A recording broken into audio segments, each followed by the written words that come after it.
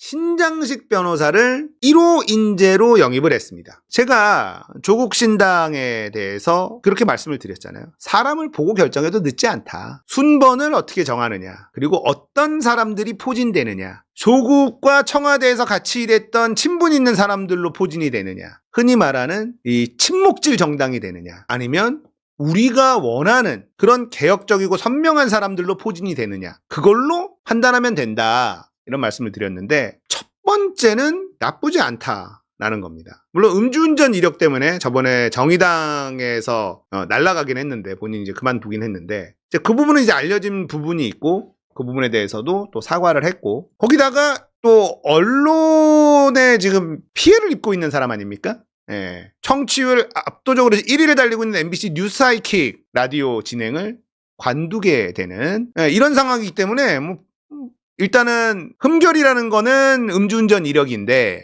이것도 이제 다 까발려진 상태니까 알고 조국도 영입을 한 거 아닙니까? 그래서 그거는 변수가 되지 않을 거고, 이제는 유권자들이 선택할 거다. 난 그래도 음주운전 안에는 찍어줄 수 없다, 이런 사람도 분명히 존재할 수도 있고, 아니다, 신장식 필요하다, 나는 신장식 국회에 좀 갔으면 좋겠다, 이렇게 생각하는 사람들은 찍을 수도 있는 겁니다. 저는 이번에 굉장히 발표를 잘했다고 생각을 해요. 조국 신당 총선 인재 1호로 신장식 변호사 영입했는데, 이게 음주 이력 때문에 민주당에서는 영입 인재로 거론할 수가 없어요. 그러니까 조국 신당 같은 작고 선명한 이런 정당에서는 위험을 무릅쓰고, 그럼에도 불구하고 인지도나 개혁성 뭐 이런 것 때문에 선택할 수 있고, 신장식도 민주당으로 가는 건 민주당에게 부담을 주는 거잖아요. 그래서 일단은 그 선택은 없는 거고, 민주당도 그 선택할 수 없는 거고, 그래서 맞는 옷을 입었다라고 생각이 들더라고요. 자, 조국 전 장관이 단호하고 강하게 윤석열 검찰 독재와 싸우는 것이 우리 당이 만들어진 이유며 지향하는 바다,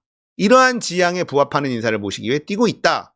신장식이 적합한 인물이다 라는 거에는 아마 이견이 없을 겁니다. 신장식 변호사가 정치를 하기로 했다, 조국과 함께 걷기로 했다, 누구보다 빠르게 누구보다 날카롭게 윤석열 정권의 폭정을 비판하고 사실상 윤석열 정권을 조기 종식시키는 선봉장이 되겠다. 검찰개혁, 언론개혁을 위해 행동하겠다. 검찰은 원칙적으로 기소권만을 갖도록 하는 한편 중장기적으로는 지방검사장 직선제를 통해 국민들이 검찰을 민주적으로 통제할 수 있도록 행동하겠다. 좋아요. 이런 워딩도 아주 선명하게 해줍니다. 이런 게 사실 필요하죠. 민주당 지지자들, 이재명 지지자들이 민주당에 이런 의원이 많기를 바라는데 안 되잖아. 방송 3법을 재추진하는 한편 합의제 행정기관인 방송통신위원회, 민간기구인 방통통신심의위원회를 독단적으로 응용하는 입틀막 사지들, 꼼짝마 정권의 언론의 자유, 표현의 자유 침해를 막아내기 위해 행동하겠다. 신장식 의원의 이 연설에는 노력하겠다라는 표현이 들어가 있지 않고 행동하겠다, 이런 표현이 들어가 있습니다. 행동하겠다. 저는 이 표현이 매우 마음에 들었어요. 행동하는 사람을 원한단 말이에요. 그래서 과거 음주운전, 무면허 운전 전과에 대해서 죄송하다라고 사과를 했고, 이 사과도 저는 사과의 정석이다 라는 생각이 듭니다. 나는 정치를 해도 되는 사람인가? 라고 수없이 질문했다. 18년 전, 17년 전 저지른 저의 잘못 때문이다. 오래전 일이다. 대인 대물 사고는 없었다. 형사적 책임을 다했다. 4년 전 비례국회의원 후보 사퇴라는 벌을 섰다는 변명으로는 이분들의 저린 마음을 달래지지 않을 것이다. 마음 아프게 해드려 정말 죄송하다. 자동차 사고 피해자와 가족들을 제대로 지원하기 위해 자동차 사고 손해배상 보장법 등 관련 법과 제도를 바꿔내겠다. 자, 일단은 사과할 때 부득이했다, 그때는 그랬다, 이렇게 하면 변명이 되는 거고, 내가 음주운전한 게 맞다, 이런저런 거 변명으로 들릴 수밖에 없다. 어떤 사람들이 제일 가슴 아플까? 음주사고로 다친 분들이나 가족이 목숨을 잃은 이런 분들은 나 같은 인간이 정치를 한다고 나서는 게 얼마나 꼴보기 싫을까, 얼마나 마음이 아플까, 이런 생각을 계속 했다는 거예요. 그래서 자기가 국회의원이 되면 지금 음주사고로 피해를 본 사람들에 대한 법률이 미비하다, 그래서 여기에 대해서 자기가 사죄하는 그 마음을 가지고 항상 마음을 갖고 이런 법과 제도를 바꾸는데 행동하겠다라고 이야기를 합니다. 자, 이제는 선택은 유권자의 몫이 된 겁니다. 진보적 가치와 비전을 확고히 갖춘 강소정당 재건, 민주당보다 빠르고 강하게 윤석열 정권과 싸우고 행동하는 정치, 노동자와 서민에게 밥 먹여주는 민생 정치의 시대를 열어가기 위해 열과성을 다해 당당히 앞으로 나아가겠다. 연설도 굉장히 좋았고 인물도 좋았습니다.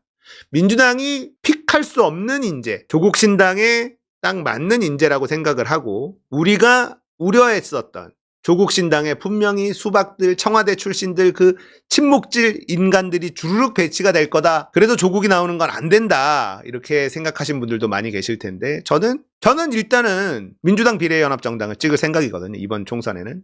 이재명에 그래도 힘을 실어주는 게 맞다. 여기에 나오는 결국 조국신당에 나오는 사람들의 면면이 이재명에게 도움이 되는 사람이라면 아마 여러분들도 고민이 될 수도 있습니다. 왜 그러냐? 비례연합정당의 소수정당이라는 것들에 패미 껴들어오고 저 주사파들 껴들어오고 이래 봐봐. 야, 근데 조국신당의 신장식이라든지 신장식을 필두로 해서 이재명을 지켜줄 수 있는 사람들이 쫙 배치가 된다면 그러면 야 이거 고민되네 이런 생각이 들 수도 있는 겁니다. 그래서 제가 계속 말씀드리는 게 지금 박홍근이 하고 있죠. 민주당이 비례연합정당 사람 잘 꽂아야 되는 거예요. 여기에서 진짜 저번처럼 이상한 애들 그냥 쭉쭉쭉쭉 검증 덜 되고 이렇게 꽂잖아. 그러면 큰일 난다는 겁니다. 민주당 비례정당 준비하는 박홍근이 소수정당이 내세우는 애들 검증 칼같이 해서 다 잘라내야 돼요. 진짜 좋은 사람들 뽑아야 되는 거예요. 그게 관건이에요, 관건. 아무튼 조국신당이 신장식을 영입하면서 첫 단추는 잘 낀 것 같다. 그리고 지금 비례연합정당은 어쨌든 합의만 됐고 어떤 인재들이 들어올지에 대해서는 얘기가 없으니까 별다른 지지율이나 뭐 이런 것들은 안 좋을 겁니다. 조국신당은 지지율이 아마 앞으로 더 올라가지 않을까라는 생각이 들고요. 지켜봐야겠죠. 또 어떤 사람들이 영입이 되고 핵심은 또 뭐냐? 순번을 어떻게 정하느냐예요. 순번을 어떻게 정하느냐. 사실 그게 제일 비민주적인 부분인데 그 부분을 예전 열린민주당처럼 당원들이 직접 선택할 수 있게 한다? 그게 가장 핵심이 될 겁니다. 민주당 비례연합정당도 그 순번 자체를 당원들이 결정할 수 있게 바꿔줘야 되는데 민주당이 그런 혁신 기대하기 어렵죠. 아무튼 뭐 조국신당이 어떤 인물들을 또 데리고 오는지 계속 언론에 나올 수밖에 없고요. 지켜보도록 하겠습니다.